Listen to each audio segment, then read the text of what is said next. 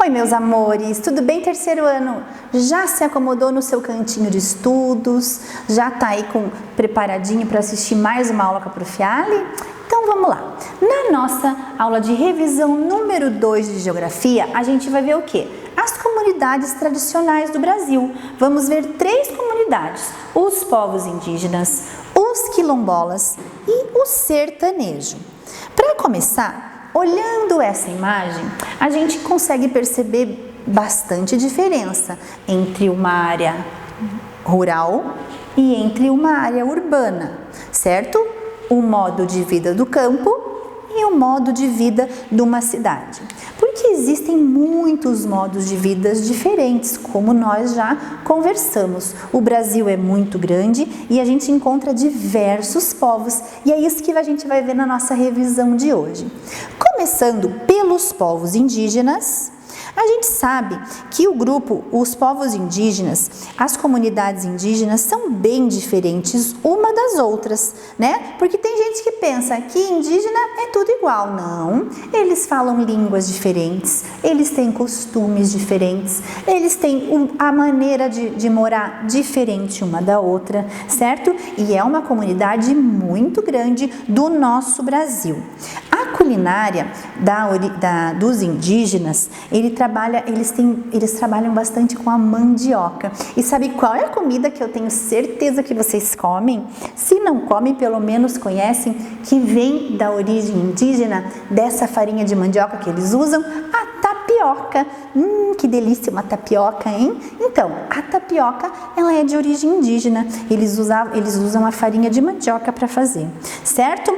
Já sabemos que a moradia dos indígenas é a oca, certo? Cada família indígena mora numa oca. Normalmente eles abrem áreas no meio de florestas, né, para construírem suas ocas. Eles usam muito material da natureza, por isso que eles cuidam tanto da natureza também, né? Os indígenas, eles cuidam muito, porque eles usam vários produtos, né, que vêm da natureza, certo? A palha, a madeira, para fazer várias coisas na aldeia deles, onde eles moram. Mas não são todos os indígenas que vivem na floresta, que vivem em suas ocas. Alguns indígenas, eles vêm morar para a cidade.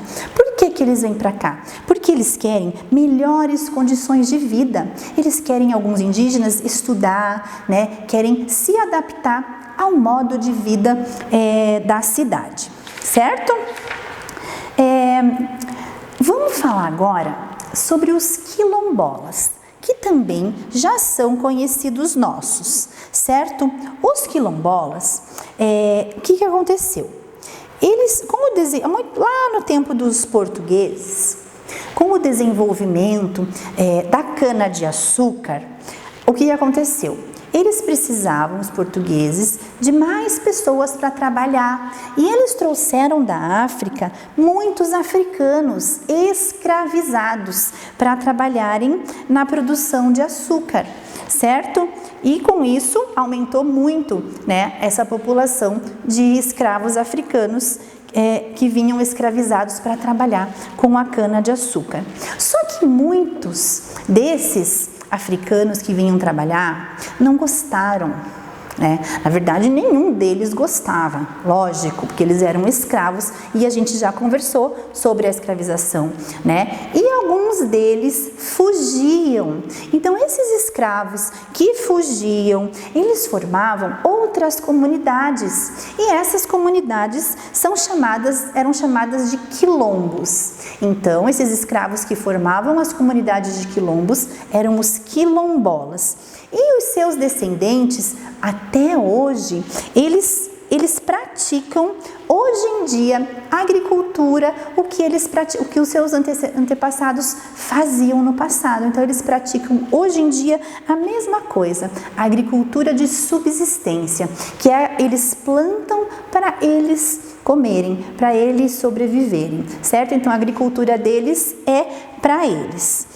Atualmente, muitos desses quilombos, eles mantêm o modo de vida de como eram os primeiros quilombos lá na época do Brasil colonial, lá de Portugal. A gente vê aqui essa imagem, né? Ele está preparando uma farinha, a farinha de maneira artesanal. Então ele mesmo preparando a farinha do mesmo modo que os seus antepassados produziam.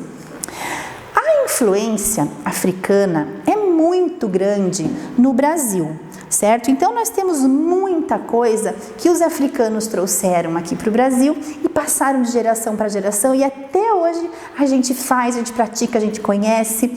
Um exemplo é a feijoada. Então a feijoada, ela era um preparo que os africanos faziam com os restos que sobravam dos seus donos. Então eles pegavam e juntavam com o feijão e faziam essa feijoada com muito cheiro, com muito tempero, e faziam essa deliciosa culinária que a gente conhece até hoje e muita gente gosta, certo?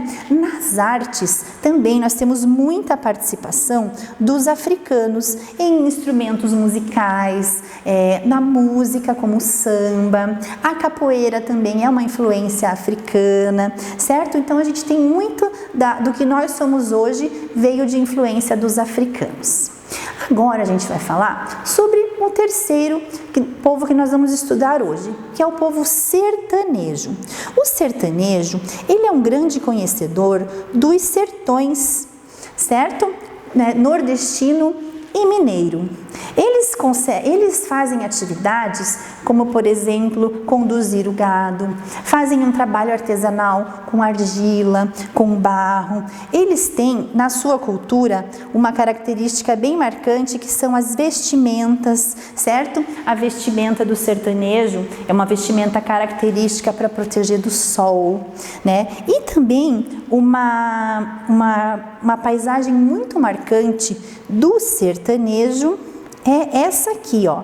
É uma casa, ela é feita de taipa ou de pau a pique. Então é uma característica do povo sertanejo.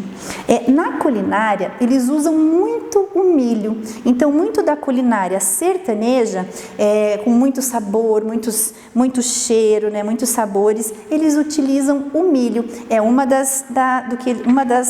do que eles usam, da plantação que eles usam para fazer essa culinária, que inclui, além do milho, macaxeira, feijão verde, carne de sol, que a gente nem conhece aqui muito o que é isso, né? Então, a gente ouviu hoje um pouquinho desses três povos que formam a comunidade, o nosso Brasil, certo? Vimos que cada um tem as suas diferenças, cada um tem a sua importância para a construção da nossa cultura brasileira. Beleza, meus amores? Essa aulinha, espero que vocês tenham gostado e a gente se vê na próxima aula de revisão.